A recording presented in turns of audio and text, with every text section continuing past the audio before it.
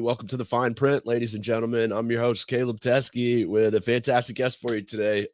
Starting super early morning, not something we usually do here, but had to squeeze this one in before the election. Let's do a little quick homework off the top. Thank my previous guest, Patrick McNeil. You might have seen him as one of the skids on Letterkenny. Great chat with Patrick there. He's also a professional wrestler. Fascinating stuff there. Ian Oswald from Abstract, who's doing some crazy weed research out there in California. Really good stuff talking to Ian. Malcolm McKinnon, of course, from High Times. The book is Pot Shots, The Journey of a High Times Photographer. My man, Micah Kahn, who directed The Zombie Wedding.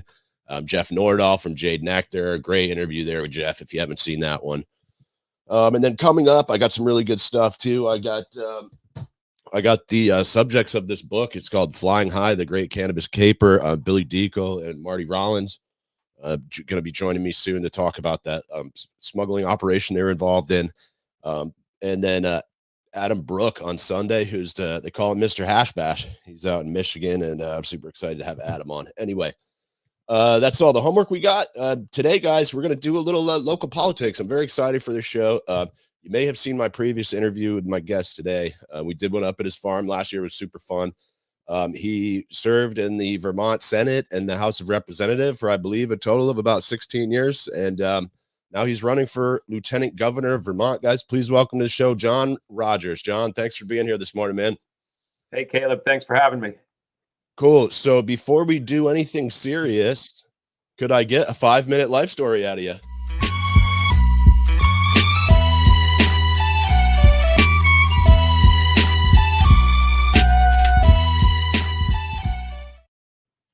Yeah, dude, I grew up on a dairy farm. I'm sitting right now in the house that my ancestors built in 1840.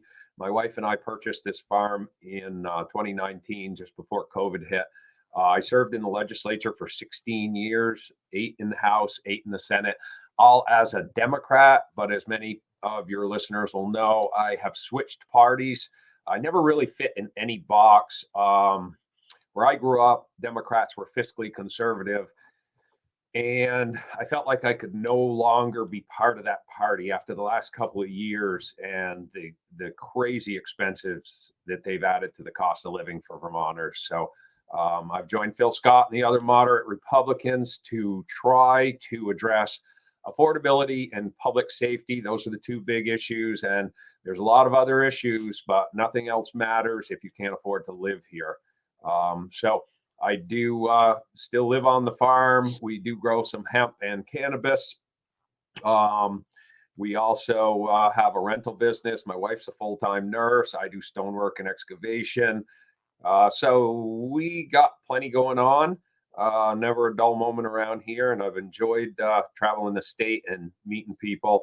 And the big issue is affordability. And I've heard from so many people who are saying either when I retire, I'm out of here because I can't afford to live here, or working age families with kids in school saying, as soon as the kids are out of school, we're leaving. We can't afford to live here anymore.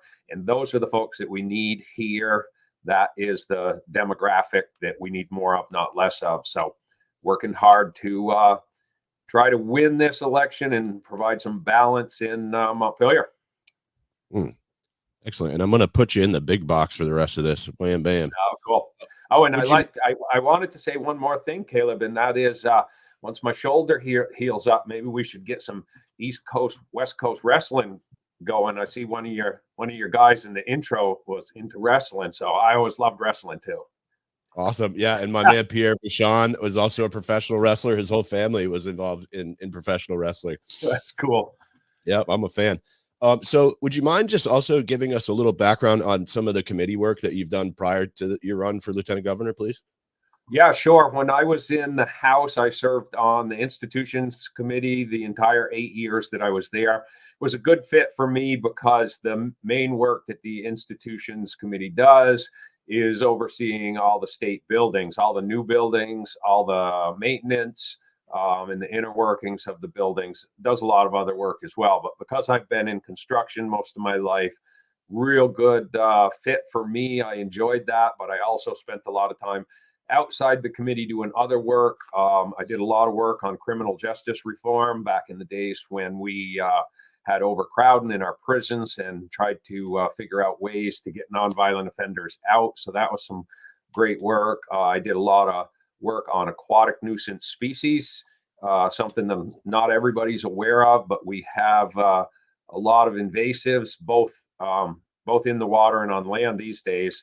And it's a serious threat to our environment and especially in the aquatics, in the water quality. So that was some of my work in the House. And then I moved to the Senate for 8 years, kind of kept up the same work, but did a lot of work on energy policy.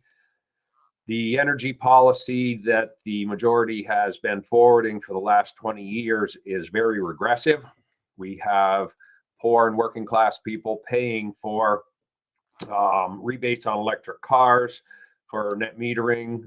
Net metering is where people put solar panels on their house or in their yard, which is the way to produce energy, except that it has been produced at a much higher cost than all the other energy on the grid. And the majority of those profits have gone to wealthy developers. And I don't think poor people should be paying to benefit wealthy developers. So I did a lot of work on energy policy and just basically one of the few, if not the only, legislators who actually support everyone's constitutional rights. I believe strongly that the Constitution is a package and we cannot start stripping away any little pieces of it, and have always defended that and everybody's personal freedoms. You know, everybody should have bodily autonomy. Government should not tell us what we can and can't do with our body or in our own homes, and unless we're hurting somebody else. Government is not here to protect us from ourselves.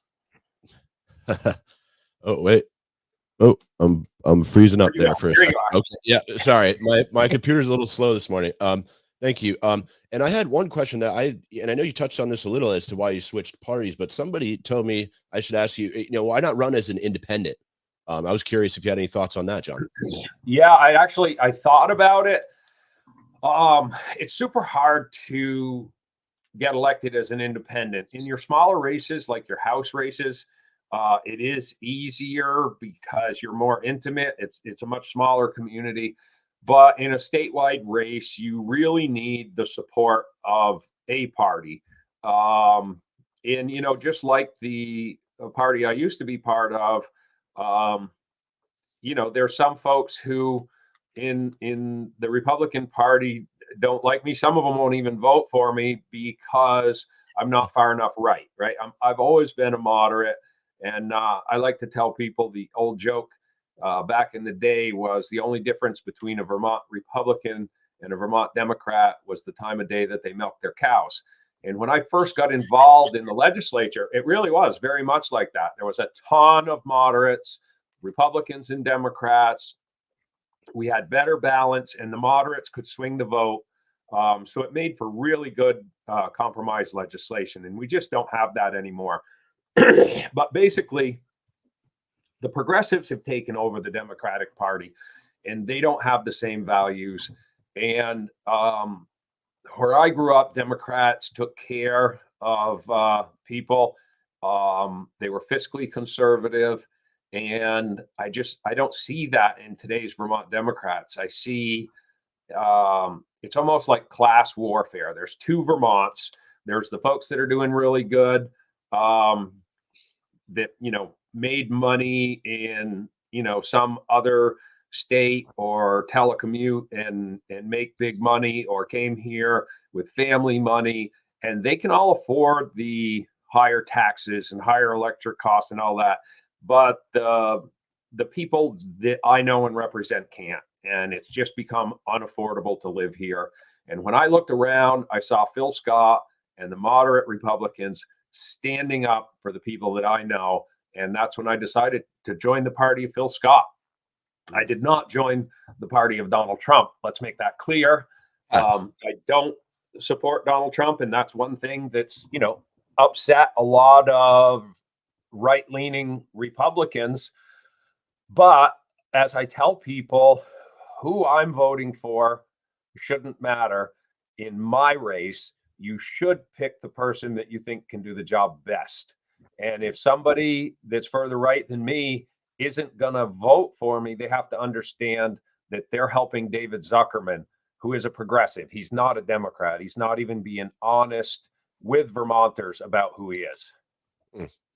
Now, would you mind telling us, for folks out there who might not know exactly what the lieutenant governor does, would you mind telling us what the roles of the lieutenant governor are and why you think that you'd be a good fit for that position, John?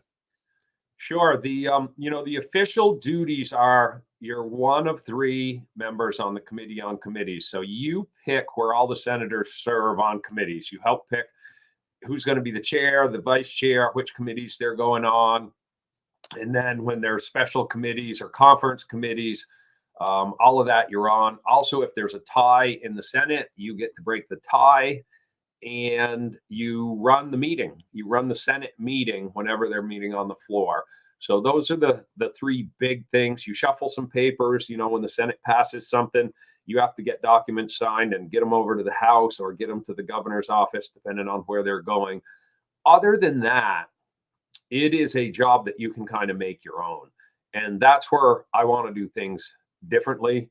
I want to bring working Vermonters' voices back into the state house because I think they have been lost, especially since COVID. Those legislators seem to only talk to each other and special interests now.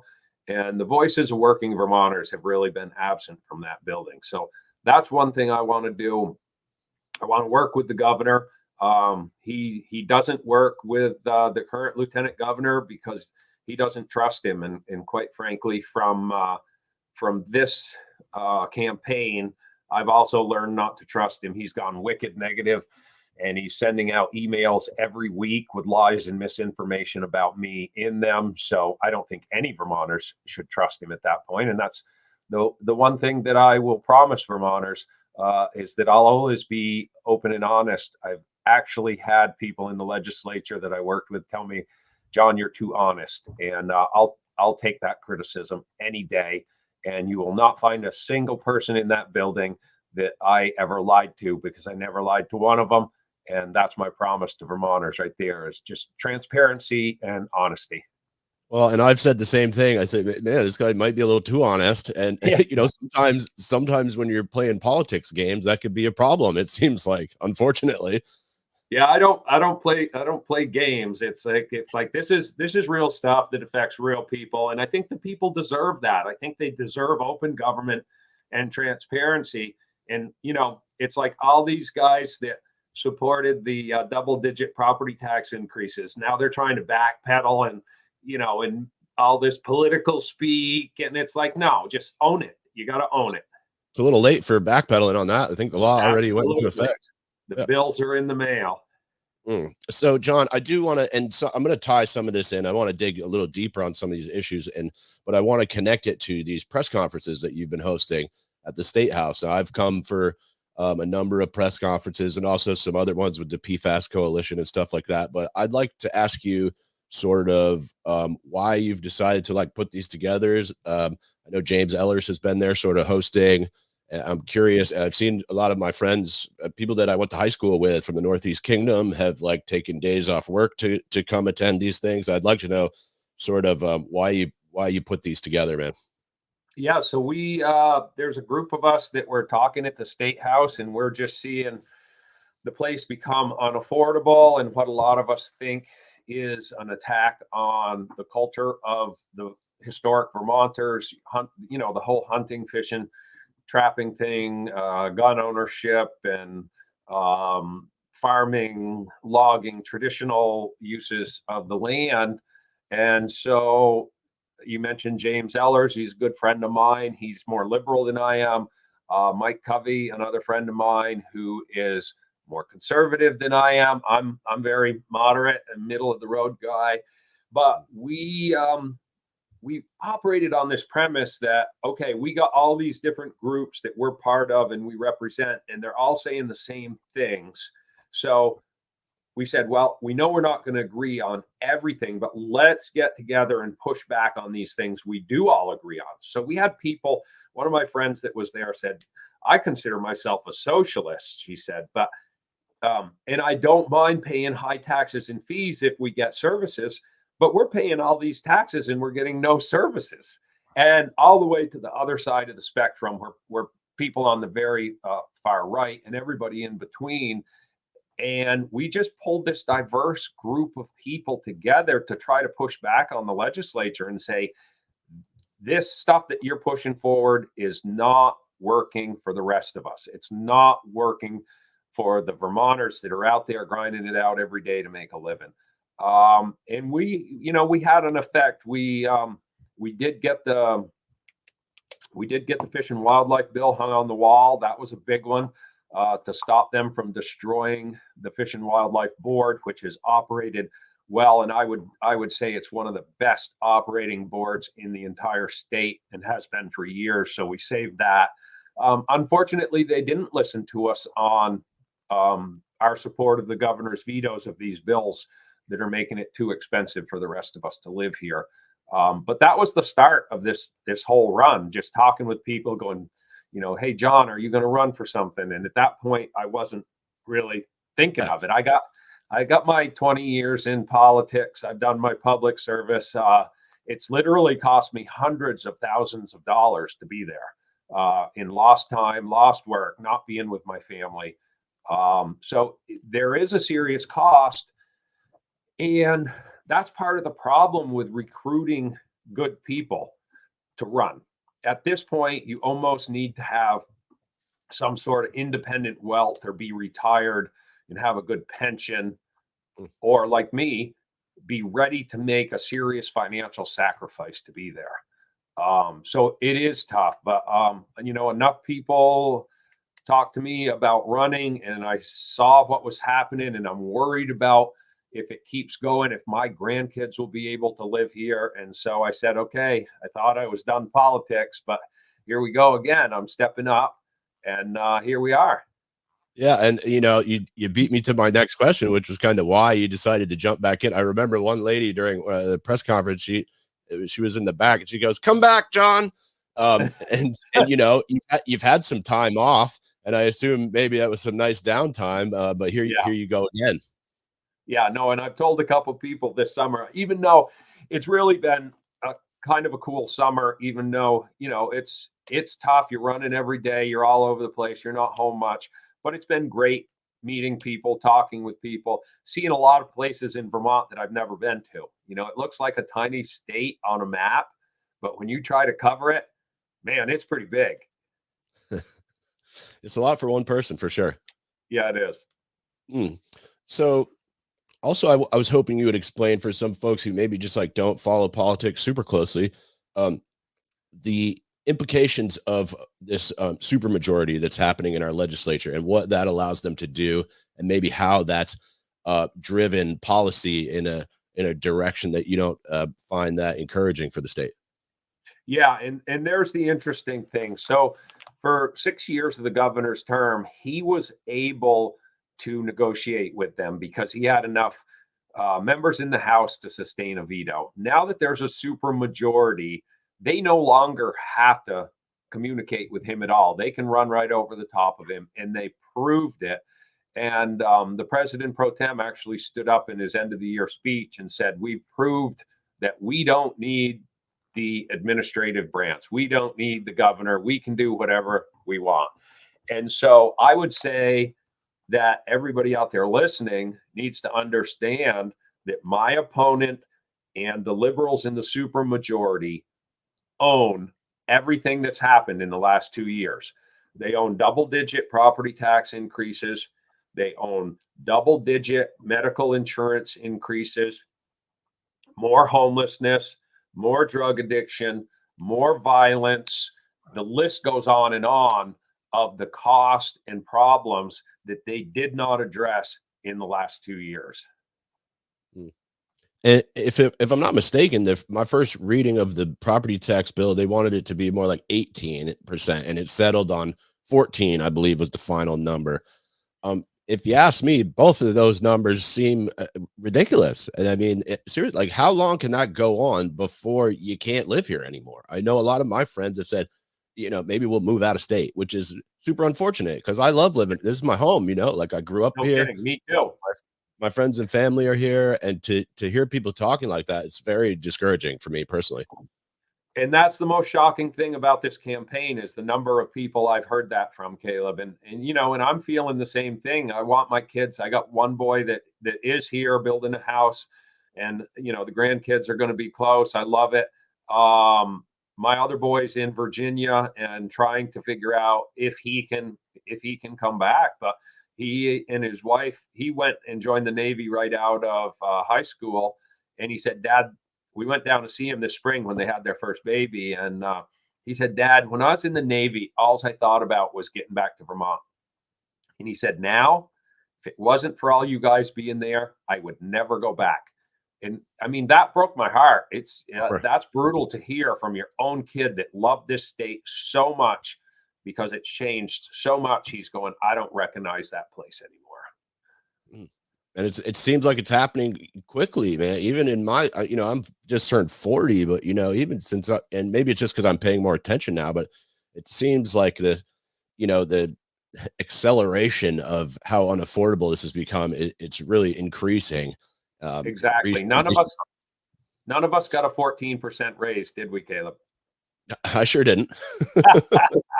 No, and that's the thing. So, 14% increase in your property tax is what the Democrats call tax relief, if you can believe that. And they reduce the impact to the property taxes by making new taxes in other places. They didn't, they bought it down by making new taxes. And unfortunately, if you listen to my opponent and many of the others in leadership in the House and Senate, their answer to everything is more taxes. And what I'm saying, what the governor is saying is no, Vermonters are overtaxed.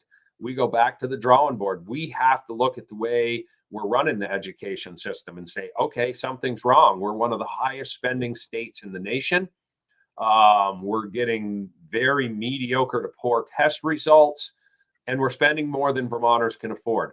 So we've got to look at that system and figure out how to provide education to our kids in a means that Vermonters can afford. Same thing throughout state government, same thing throughout healthcare. Right. These systems have been let go, limping along for too long. We've done 38 studies over the last 20 years of how to change education funding, and they've done almost nothing. They knew this problem was coming down the pike, and they did nothing. And that's why I say my opponent and the majority own this. They should have dealt with it. They didn't. They're doing another study number 39. We've spent millions of dollars on studies, and they've done nothing with the recommendations. And I want to sneak in this question. This is kind of jumping the gun, and you just touched on some of this. But my friend Evan Carlson had a great question, and I raised this question to you at the event when I saw you last. And I know you just did a little of this, but I'm going to read this just word for word from what Evan said. He said, "Well, I'll censor a little bit, so we don't have to curse it out as much, but whatever." He said, "Great, but like I ask all these folks, what is your vision to make Vermont more affordable? What are the specifics? Increase revenue and the state's GDP to spread the taxes a bit more? If so, what industries?" And I know you just mentioned education, but he said, "Cutting or increasing taxes is the least creative option that every politician says. No one has a real strategy that they can lay out. Paint me a goddamn vision and I'll back the candidate." So would you like to expand on that a little more? And great question, I thought, Evan. Thank you. Yeah, no, good question. And, that's what we've been talking about the whole campaign. Number one, when you are spending as much as Vermont is on administration through schools, it's crazy. There are states and cities out there that have one supervisory union for a larger population than we have. So we know with 54 supervisory unions, there's efficiencies to be made there. There's a lot of shuffling of paperwork and requirements that the state and the feds, force on us that has no educational benefit. We have to look at the whole system. And people want to say, oh, you can't run government like a business. No, you can't completely, but partially you can. And if you've got dead weight, if you've got people who are getting big salaries and aren't providing any benefit to the kids on the ground, they need to be let go. Sorry. I mean, the unemployment rate in Vermont's extremely low. They're not going to have a hard time finding another job. We can't employ people just to employ people. And it's the same in state government. We got some state employees that just take on a massive load of work and do really great stuff. And we got other folks that, may be in positions that aren't necessary or aren't productive. And we have to make sure that all of our systems and all the money that's going out is being productive. And one thing that the legislature doesn't want to talk about is every time they implement one of these new programs, that means new state employees, new office space, new computers and technology cost. Every one of these programs has a huge cost, and Vermont has always had a very high state employees per population per capita compared with other states. We have to do a better job delivering services at a rate that Vermonters can afford. And we have to be affordable enough so that those people in their prime working years that have kids in school that are telling me it's too expensive to live here and they're going to move out. We got to keep them here. They're not moving out because they don't love Vermont. I had a guy last night, probably similar age to me. He's got 3 kids. They all live near him. They've all got kids. And he said one of his kids came up to him a couple of weeks ago and said, "Dad, what state are we all moving to?" Because he said they want to be together. They've been here for generations. None of them want to leave, but they've all decided that they can't afford to live here. And so are we going to lose those 4 families because of the legislature's negligence? We need those families, and we need to make Vermont a place where more of those kind of families want to come here. The problem is we only seem to be attractive to people who have a lot of money and want a second home. And that, though it has a good side because those people generally provide a lot of employment for contractors like me, but it's driving up housing costs so that local people can't afford to buy a house. It's driving up rental costs because there's less houses on the market. So it's exacerbating the problem. So affordability ties back to all of this stuff. Yeah. And for sure, the housing was something I wanted to touch on. And even, people trying to buy a house and people also just looking for a place to live. And, I see in Morrisville, they've recently built a bunch of new affordable housing. But then, it seems like a lot of this affordable housing has left out the affordability part of it. And honestly, some of the tags that I've seen on these apartments, I don't know how you would afford that, and paying to have kids and childcare and all those things combined. Well, and the other problem is when you get into one of those places, and I agree with you, not many of them are really that affordable, but does it trap you into a system of paying rent to a single person or a single entity who's just concentrating the wealth and never allow you to save enough money to actually buy a place of your own? Because that's what builds wealth. That's what builds intergenerational wealth. That's how you build equity. And, with equity comes credit. And I know I've been cursed with that. It's, I started with nothing. I started with a $750 rusty Chevy Blazer and some hand tools and some ladders. That's how I started my business, and, did enough work to buy a better truck and worked up our credit. Well, we actually bought our first piece of property and owner financed it at 10% interest. People think interest is high now. And we worked our butts off until we got that paid down and got our house started with cash, built it ourselves, went to the bank and said, "Look, here's what we got. We paid this property down this much. We've got this housing. We got this house start. Can we borrow some money?" Finally got a bank loan, because that's the other thing. A lot of young people can't walk into the bank and get a bank loan anymore. And so it's tough starting with nothing, because it takes a long time to build credit. so that you can even borrow the money to enter the housing market. Mm. Yeah, and I know this is going to be a big, especially in Vermont. I feel like we actually have like a decent homeless population here, which people maybe don't realize. But this is a rough place to not have a roof over your head, man. It's fucking cold in the winter. Yeah, you're absolutely right, and that's another thing that my opponent and the progressives own. Homelessness is shot up from somewhere around 1,000 to into the 3,000s in the last couple of years. There Wow. are a ton of homeless people. It's a huge problem. Okay, John, I want to keep this moving here. Thanks for talking. I got a couple comments. Let's see if we got anything good here. Oh, John, here's Evan. Okay. He's got a couple follow-up questions. He said, can John break down quote unquote high cost he is referring to? And sorry if that's a few minutes late, Evan. I'm not sure exactly what you're referring to, but yeah. Sure. There's a lot of things. So let's start with energy. So the electricity, the renewable energy standard, so-called, that they passed this year is going to add $100 million to our electric bills. And the majority of that money is going to their wealthy energy developer friends.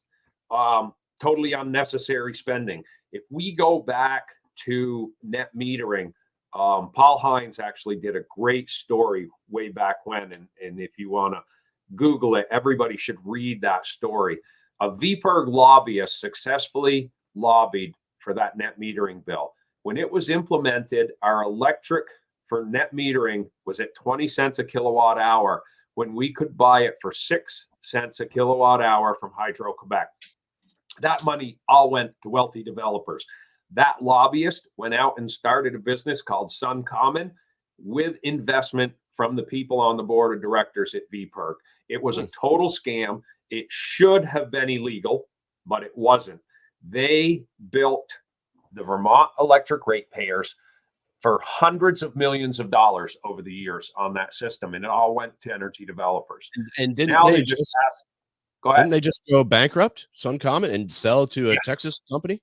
Yeah, so those guys who started that business probably made millions, probably drew huge salaries, and then they sold the business. I don't know what for, but probably for huge money. So they took all that money. They basically, in my perspective, stole from Vermont ratepayers, and they are now sitting in a mansion or on a yacht somewhere with our money, which affected poor and working class people more than it affects people with higher incomes. So yes, total scam, and it's happened over and over again. And then we move on to the clean heat standard, and they're all backing away from it now. But when that passed through the House of Representatives and my opponent supported it, that was going to add billions of dollars over the next 10 years to Vermonters' heating cost with no check back. It's the Senate that put the check back in. And now they're all claiming, oh, that's why we put the check back in. No, when it passed the House, there was no check back. Property taxes. They knew this was coming. Property taxes have been growing at an unsustainable rate for years, even before this, because they did not take the recommendations of the 38 studies. There's a huge number of recommendations that should have been implemented years ago.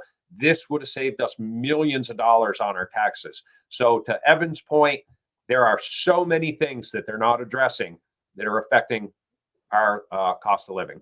What's the point of doing studies if you're not going to listen to the recommendations? Bingo. Okay. Can I ask you a couple more from Evan here? Evan, thanks for tuning in, Evan. He said, high taxes are obviously impacting homeowners, but that only impacts homeowners, which many young families aren't homeowners. Sorry to say, but the old folks aren't the people who are contributing to the broader economy in Vermont. So do we only care about affordability for that demographic? No, we care about affordability for everybody. And so when people think about property taxes, a lot of people only think about those of us who are opening the property taxes in the sticker shock we get. I'm going to give you a couple examples. One of my friends runs Washington Electric Company. Because of this property tax, their property taxes, they have to pay on their poles and wires. That's property, and they get assessed a huge amount on it. So they're going to be paying a massive amount of extra property taxes That goes on your electric bill. Doesn't matter if you're co-op or Green Mountain Power, your electric bill went up. Your garage bill is going to go up because the garage you take your car to, their property taxes went up. The grocery store, and so it goes on and on. If you rent, you have a landlord. The landlord opens his bill. His property taxes went up 20%. You think he's going to take that out of his profit? No, your rent's going up. So it does affect everybody. And thanks again, Evan. I appreciate the questions, man. Thank you for answering. Great question. Absolutely. Yep. Evan's an old homie. He's actually working with Neck Broadband to try to bring internet to rural Vermont, which I think is a laudable project that he's volunteered years of his life on. So thanks for that, Evan. So the next thing I want to talk to you about is water quality. And I know we touched on this a little bit in our first interview, which if anybody hasn't seen, I'll be glad to link you to. I thought that was a great interview. But one thing that I see James Eller's posting about this quite a bit with the charts of these, I think they call them overflow events or something, but it seems like with some frequency, untreated or partially treated wastewater is being, dumped into our public waterways. And I know Lake Champlain is a fucking mess. And I'm wondering, I don't know, this seems like an issue that's very complicated to solve. And I'm wondering how we even start to sort this out, man. Yeah, it's a very expensive solve, and that's why they're kicking the can down the road. But it's absolutely horrible what's happening. And,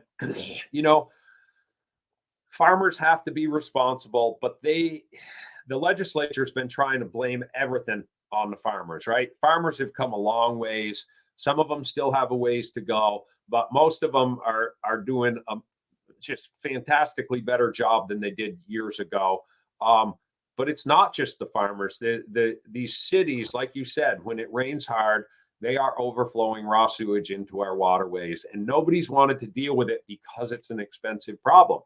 Well, if we're the environmental stewards that we say we are, we need to have a plan and we need to get working on it. And so one of the problems I have with the Act 250 bill that they passed this year is they made it easier to develop in downtowns and village centers. And some of those are already dumping raw sewage into the water. Should we be putting large developments in places that are dumping raw sewage into the water? I don't think we should. At the same time, they made it harder to develop in rural areas. And basically what the supermajority is trying to do is through regulation and taxation, make it harder and harder to live in the rural areas. And some people think it's by design. Some of them, like David Blittersdorf, have said it out loud. They want us all to live in 15-minute cities in tiny apartments and give up our cars, right? They want us to totally give up our independence. But he doesn't want to give up his 4 houses that he has around the state in the countryside. Wealthy people, of course, should be able to live out in the country in nice places. And the rest of us poor folk should be herded into the cities and live in tiny apartments where we can further concentrate the wealth by working 6 or 7 days a week to pay for the roof over our head and give our hard-earned bread to the master that owns the building, right? It's funny that you touched on this too, because, and I don't like to shit on farmers because, a lot of my best, a lot of people that I highly respect are farmers. However, that did seem to be, like the fertilizer running into the water. That seems to be a big issue, along with, however, some of the other, like manufacturing industries, semiconductors, from what I read about IBM and Global Foundries, or, the spray foam that they were using for firefighters, a lot of that was running into our waterways too. And it seems like some of those are also a very serious problem. Yeah, I think they unfairly targeted the farmers. I grew up on a farm, and most farmers are environmentalists. Yeah, there were some of them doing a bad job, and technology and science has improved. And I'm telling you, the farmers that I know are on top of the new technology and the new techniques, and they are concerned and they're working hard to address the issue. Here's one that a lot of people don't want to talk about, and the jury's still out. But solar panels are made with plastics, and there are some people who say they're leaving forever chemicals in the soil where they're built. And I know you've done a lot of work on the PFOA stuff. And so the question is, they know that there's PFOAs in the soil around them. They're not sure if some of it was there before, if all of it was there before, or is it actually leaching off? I think we should know that, right? Well, And these are not chemicals that exist in nature, so someone put them there. Exactly, they came from somewhere. And then the other thing that I just learned recently is there's a new forever chemical, because we know how chemical companies operate, right? So say PFAS is made illegal. You can't make PFAS anymore. They change one molecule, they call it something different, and that's not regulated yet. Well, there's now what they're using in the air source heat pumps is another forever chemical. What are we going to do with that? What happens if that breaks down and leaks? So, you know, there's all this pretending that we're making progress through science, and in some places we are, but in some places it's truly pretend. And one thing that I'd like to touch on, I don't know how much you know about it, but what's going on in the Congo, and over 70% of the cobalt in the world comes out of the Congo, produced by child and slave labor. They're destroying the environment and destroying the people to build batteries for electric cars, cell phones, computers, all that stuff. So the majority of batteries, I truly wonder if you can even buy a battery that doesn't have cobalt, that is produced with child and slave labor, because so much of it comes from there. Then it gets shipped to China and made into batteries where they also have no employment or environmental standards. But then somehow when it gets here, it's magically called green. Well, now, and that's one thing let me just throw this in, because this is in my questions, and this relates to sort of, I believe, what's referred to as greenwashing. And some of these bills that I see coming down, they call them the Affordable Heating Act or the Renewable Energy Standards or something like that, which sounds good on the surface, like the Patriot Act, where they stole all your privacy or something. So it sounds good on the surface, but then it seems like when you dig into some of these bills, really it's not helping anything. And to your point, the mining operations that go on around the world, it's like, I bet the people who live around those mines don't call it green. It's disgusting, and they're contaminating the water supplies. You're tearing up the earth. So yeah, I'd like to hear you expand on that a little, man. We've got a copper mine right here in Vermont. Why isn't that copper mine running? Copper's needed in all these things. Why isn't that copper mine running? Because it is a horrible, toxic business, in that our copper mine in Vermont is actually a Superfund site. And so what we're doing is creating Superfund sites around the world, and we are destroying people and environments around the world and pretending it's green when it gets here. And so I am an environmentalist, and the fake environmentalist groups that support my opponent, like VPIRG and REV and Vermont Conservation Voters, they all support these policies that support child and slave labor, that support the manufacturing of all these things in China with no environmental standards. You know, sorry, I think it was Brenda in the back. I had to say hi. Oh, I thought you were telling me to stop. No, carry on. Sorry, I didn't mean to interrupt. So in China, there's no environmental standards. Caleb's yelling hi, Brenda. Yeah, she saw me. Yeah. Okay. No labor standards, and they're using coal power to drive these places. And so you can't call that green. There are ways to do this better. We do have manufacturing in the States and in other countries where there's labor and environmental standards. And it shouldn't be a question of which to use. We should not be calling anything that comes from China green, even if once it gets here, it's producing energy from the sun. Yeah, and I'm curious if you have any thoughts. I've seen some folks in Vermont, and I think there's one trying to be started in Lindenville about these biochar plants, where they're generating energy by, like, seems like burning trees. But some of the, and I talked to James a little bit about this, and it seems like his friend did a documentary called Planet of the Humans, where they talked about this. They talked about Bill McKibben and some of these efforts to move towards that, but maybe it's not scalable. And maybe it seems like we're already cutting down a lot of the forests in a lot of places, but I'm curious if you have any thoughts on the biochar stuff. Well, so I'm not sure if so. Biochar is a low oxygen burn to create something that looks kind of like charcoal, and they use it. It stores carbon and nutrients, and you can put it into the soil. You can use it for soaking things up, like like around farms where there's a nutrient leak or where there's an oil spill in a river. But I think what James is talking about is like the McNeil wood chip power plant. Is that what you're referring to? The power plant that burn wood? Yes, and one I saw in the Caledonian Record recently that someone is trying to open one of those in the kingdom, and I don't know much about it, to be honest. And this actually wasn't on my list of questions, but I was curious if you had any thoughts. Well, yeah, I do. And so, what's happened in Vermont over the years is a lot of places are putting cogeneration systems in, like up in the Newport Hospital. They have a wood chip gasification plant that produces power and heat. Now, if you're doing that, they're excellent systems. They're very efficient. It's a good way to use biomass to create energy and heat. But like the McNeil wood chip power plant down in Burlington, basically they burn 4 trees and only use 1. It's 25% efficient. You cannot make electricity alone with wood chips and be efficient. It's terribly, terribly wasteful and inefficient. The only way to do it is cogeneration. You have to capture the heat and the electricity, and then you can make a very efficient operation. Thanks for touching that.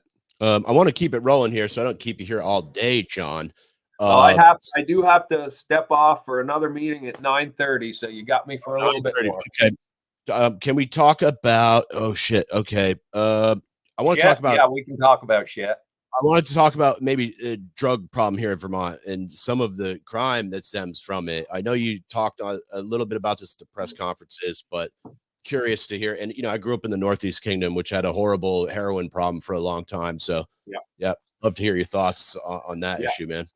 Yeah, and the opiate problem just seems to get worse and worse. But if you talk to folks in downtown Burlington, the progressives all supported this big movement to defund the police, and they went from over 100 police officers to down around 60, and they're trying to rebuild a little bit now, but that place has serious issues. That's one of the most shocking things about talking with people around the state is the number of people who have told me, I don't go to Burlington anymore.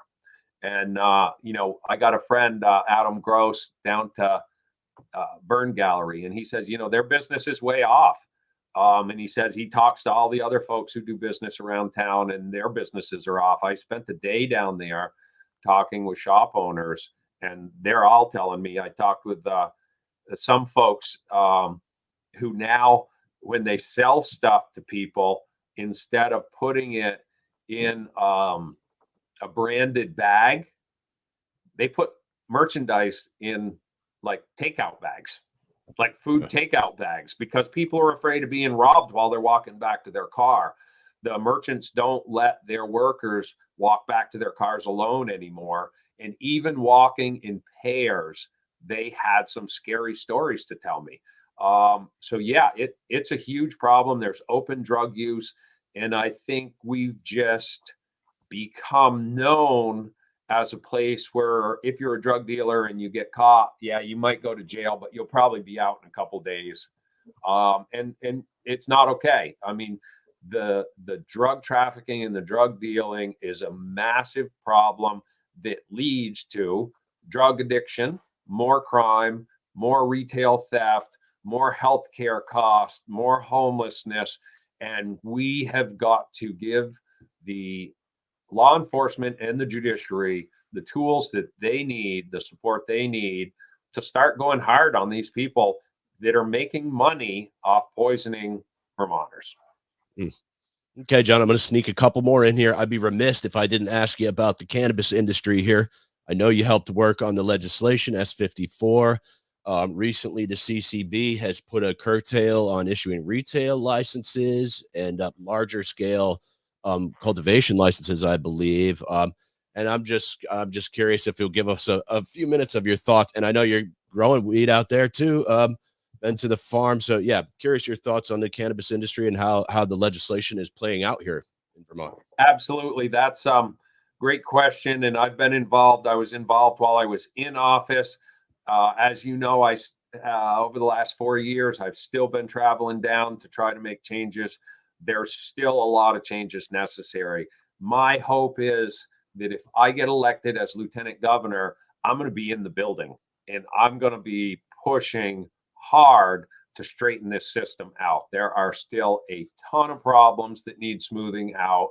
I know the CCB is working on some of them, and I have a close relationship with some of them in office. They've been good to work with. The problem is there are too few legislators who understand the business, but understand business, period. And they basically made up this legislation with probably not all the right information. And we really need to get in there. The people on the ground, the people who are growing, the people who are selling, the people who are distributing. You got to listen to the people on the ground. You can't just listen to the talking heads. And that is the problem throughout the legislature over and over again, no matter what the policy is. They listen to the talking heads at the top who don't know what they're talking about instead of listening to the people that are implementing it on the ground. And so it's time to deal with it. And I know you mentioned like some common sense things like being able to like process your own keef and stuff like that. I feel like when I saw you at the committee meeting, would you care to touch on that just for a minute? Yeah, there's still a whole bunch of things that don't make sense. It's like we have a greenhouse in our other property a mile down the road, and we can't use that greenhouse because it's not on the same property. So I'm supposed to leave an asset that I have empty and spend money, buy more plastic, build another greenhouse here. It just doesn't make any sense. They make me put a fence around my field. It's like, it's a fence. People can go under the fence. People can go over the fence. It's like, that's not going to deter anybody. Yeah, there's just a whole bunch of silliness and wasted time. And it's like, I tell everybody, this is farming. It's like this year, because it was wet early on, we struggled with mildew and mold and all kinds of things. And so, we paid almost $10,000 for our license, about $5,000 for insurance, and the cost of seed and the cost of fertilizer and the cost of the tractors and the fuel and your time and everything else. Yeah. And there's just not that much profit left in it because the prices have dropped. There are too many growers or not enough retailers or sales or something, but the retailers are basically driving the bus now. They got people banging on their door trying to sell stuff. And so prices have dropped. It's hard to get into new stores.